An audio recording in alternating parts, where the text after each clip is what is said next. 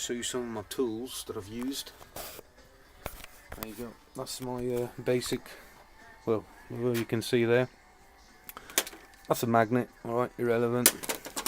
Stanley knife, very light hammer, a very nifty, friendly screwdriver, very small, 8mm spanner, 10mm spanner.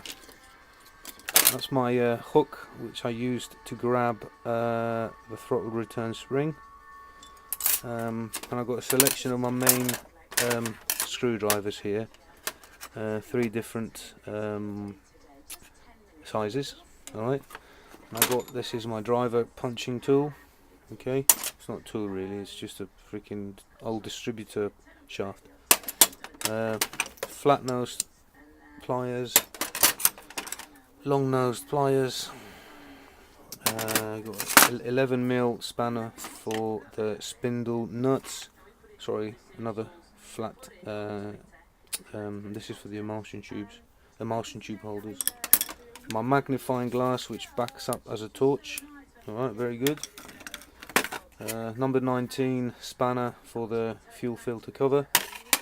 Got these 2 bad boys here. Right, these are just 2 deep 1/2-inch sockets, which I use to drive new bearings into the bodies.